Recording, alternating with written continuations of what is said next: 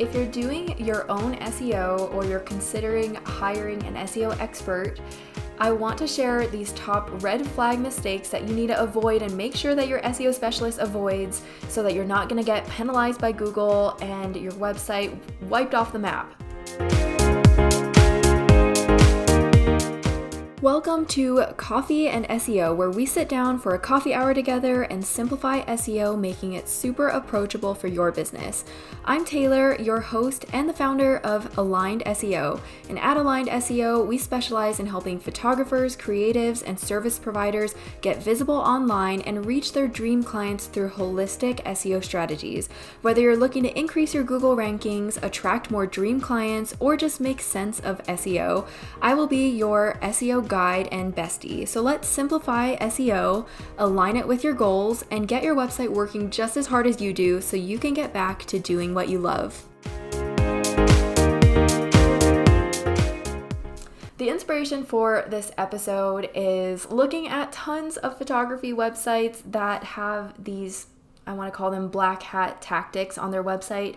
Some of them get away with it, but some of them eventually get penalized. And more recently, I've seen so many websites that have been penalized by the most recent Google updates because they were using these red flag mistakes on their website that Google literally says not to do. So if you don't want to go search through the archives of Google's support documents or developer documents, keep listening, because I'm going to break down these common mistakes that are red flags to Google that you need to avoid if you want to stay in Google's good graces. So the first thing is keyword stuffing. This is a really big one because it's too easy to do. And logically, if you know that keywords need to go into your website, I think a lot of people just assume that if they put a bunch of keywords in their websites everywhere, that it'll help with their SEO. And logically, that makes total sense. And actually, before all these updates came out and years ago, this actually did work. However, Google is changing and Google is too smart now, and it knows when you're trying to outsmart it. So it cares a lot more about things like the EAT ranking factor, expertise, authoritativeness, and trustworthiness, and how helpful and relevant your content is to its users, because Google makes its money through advertising. And if people aren't searching on Google, then it's not going to make any advertising money. So we have to care about what Google cares about. And keyword stuffing is one thing that is literally listed in their spam policies not to do. So keyword stuffing can often look like putting a bunch of keywords and their variations throughout your site and sacrificing the natural readability of your content. It also looks like hiding text behind images or blocks, or even making it blend in with a background, like making it the same color as your background. So don't try to outsmart Google. Google is smart. We have to acknowledge that Google is smart now. So don't keyword stuff. The next thing is, I would recommend to stay clear of buying links. A lot of people, like on Fiverr and Upwork, is trying to sell links, but Google makes it super clear in its support documents that links should not be bought for the purpose of ranking your website online. And also, they shouldn't be exchanged excessively. So you just want to be really careful with your linking strategies. Even building links on your own, like manually, too quickly can be seen as spammy to Google. And so I would recommend thinking about kind of building links naturally if you can, and using a strategy that is actually going to get you these high quality links, as opposed to hiring someone to build a bunch of links really quickly, or even using automated services to create links, because that is definitely a no-no with Google. Make sure that the links that are associated with your website are high in authority, because if they're low in authority, or they're spammy, or they have a bunch of spammy links going to it, it's not going to look good to Google. So this is just something that's really important when it comes to hiring an SEO expert, or when you're considering hiring someone to build your links, which you can hire someone to build your links, and you can hire someone to give you a link strategy, but don't buy a bunch of links because they are typically very spammy. Another big red flag is mass generating content, and this is often done with AI. AI is currently a really, really hot topic. I get asked a lot if AI should be used to write blog posts or website copy or to create content.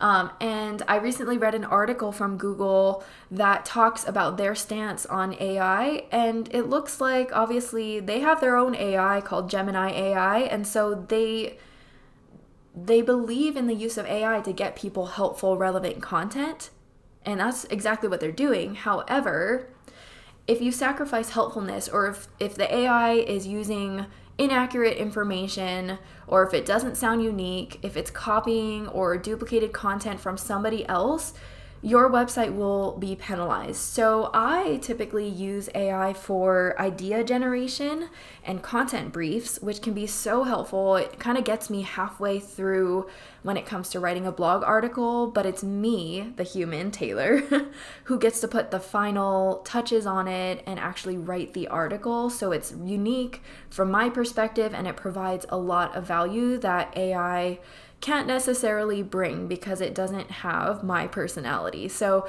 use AI with caution and make sure to not mass generate your content, because that looks really spammy to Google. So just be careful, and AI can be a useful tool, but make sure that your content is actually unique, helpful, and trustworthy. So I just wanted to point out these red flags because I see them very often, and as an SEO expert, you do not need to use these spammy techniques. It's often used by people because they either don't know what they're doing and they just are, doing what they think that they should when it comes to SEO, or it's done by really kind of scammy SEO experts. I don't want to talk bad about anyone out there, but there are definitely techniques that kind of ride the line between what Google's best practices are and their spammy techniques that they are seeking to penalize nowadays. So you just want to be careful